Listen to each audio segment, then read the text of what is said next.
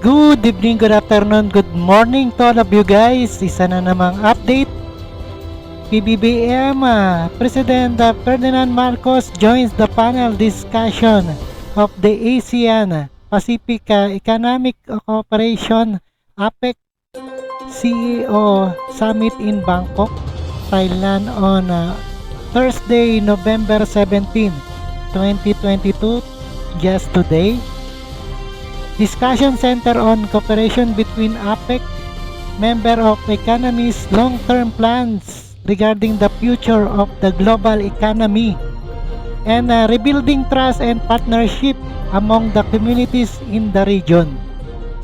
Ayan, pakinggan natin ang sinabi ng ating Pangulong Ferdinand Marcos sa kanilang discussion ng APEC. So first of all, to have President of the Philippines, Mr. Ferdinand R. Marcos Jr. to present his views first. We have about 5 to 7 minutes for everyone. So Mr. President, please, you can sit and also deliver if you want. Okay.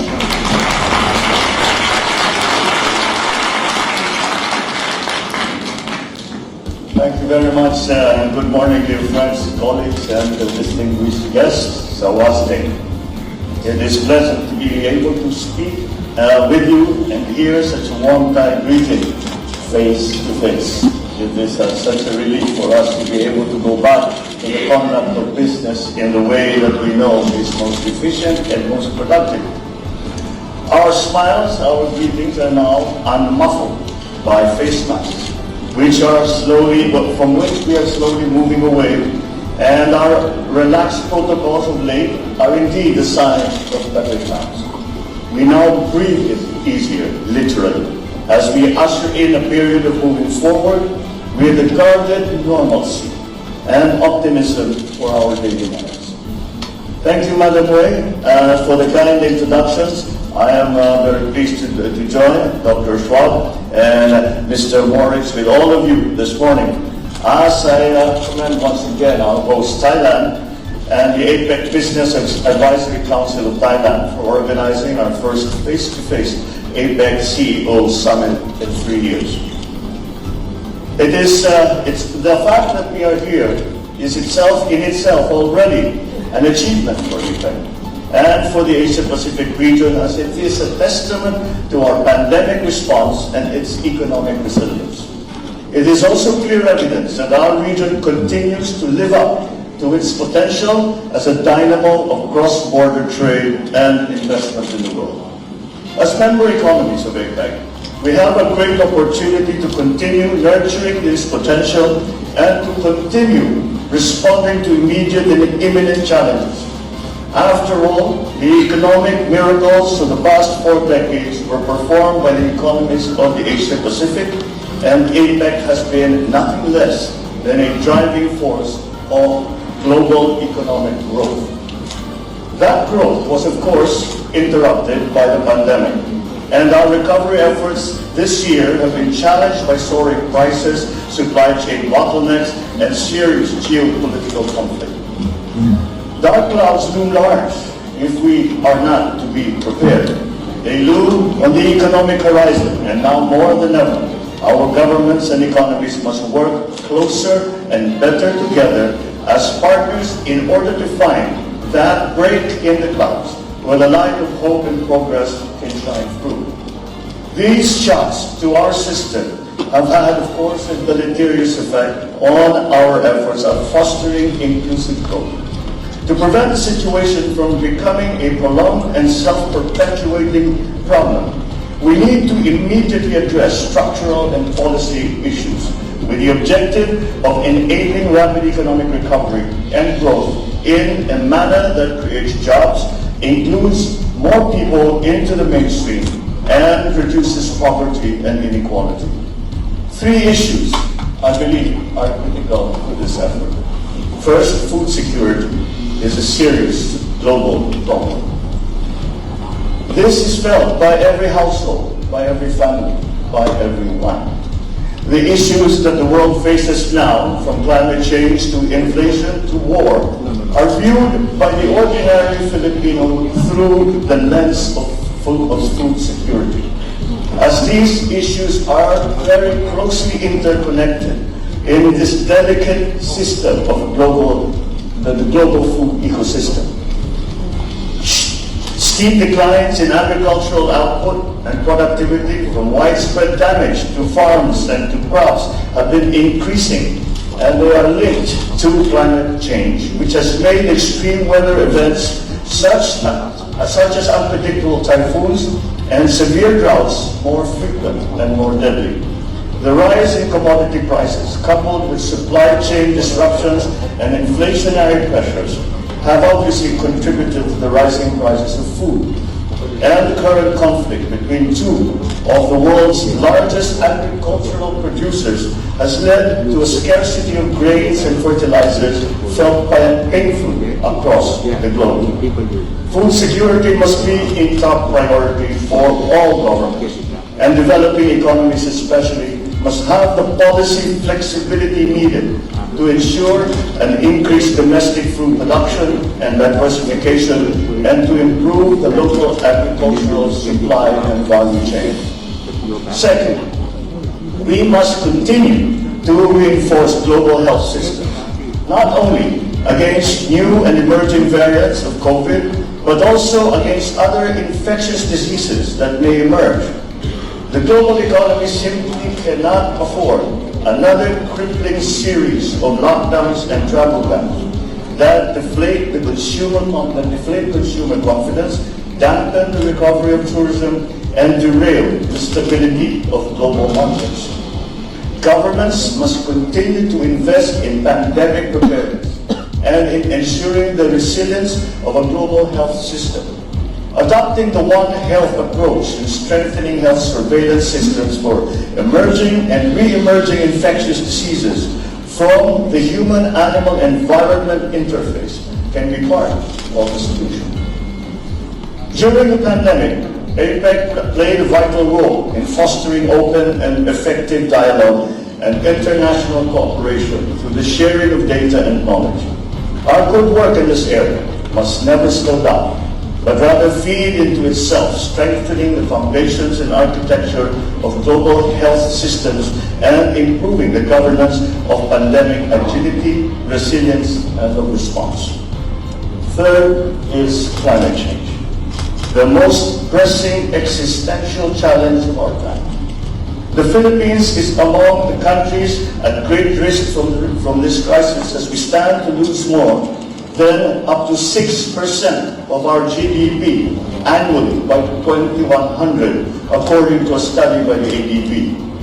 Global agreements that seek multilateral and multinational solutions to the climate crisis, particularly the UN Framework Convention on Climate Change and the Paris Agreement, are there and they are enforced. But not enough progress has actually been made as emissions continue to rise. The Conference of the Parties, the COP27, is in full swing, but stronger action is required. As the energy demands of the modern global economy continue to expand rapidly, diversification into renewables and other sources is imperative. And to this end, the Philippines has prioritized hydrothermal, geothermal, solar power, wind power, as well as other low-emission energy sources, by setting a target for 35% renewable energy in the power generation mix by 2030 and 50% by 2040.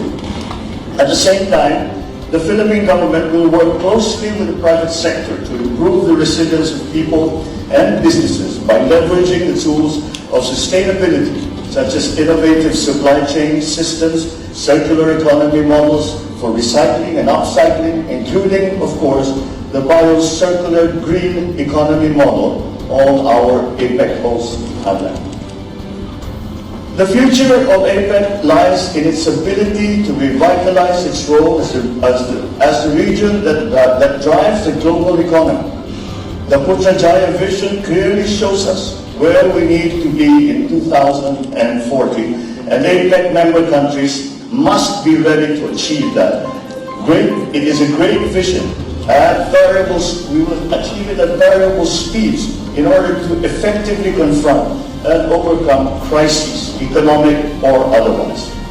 APEC's size and dynamism, coupled with its strength in consensus building and implementing multi-year programs, makes it well positioned for this task. APEC's future is also a nod to the past. We must leverage our region's core strengths and values as the premier forum in the Asia-Pacific, as an incubator of cutting-edge ideas, as a pathfinder for collaborative solutions to new and emerging trade issues, and as a laboratory for forward-looking and responsive economic and trade policies. Let us continue to build on APEC's long-running partnership with the private sector and be increasingly lockstep with the APEC Business Advisory Council, which is the voice of the business community in the Asia-Pacific. These partnerships with the private sector are a centerpiece of the transformation of the Philippine economy. APEC's value and relevance are its ability to work with business. There is no other organization or forum that actively seeks the concerns of business the way APEC does. This tight engagement is what makes APEC unique, functional, and important. And therefore, it is an engagement that must not only be preserved, but it must be strengthened. Finally, global and regional economic governance platforms, such as APEC, are geared towards averting conflict. Like other similar post-World War II institutions, APEC should always remain cognizant of the raison d'etre of international economic cooperation.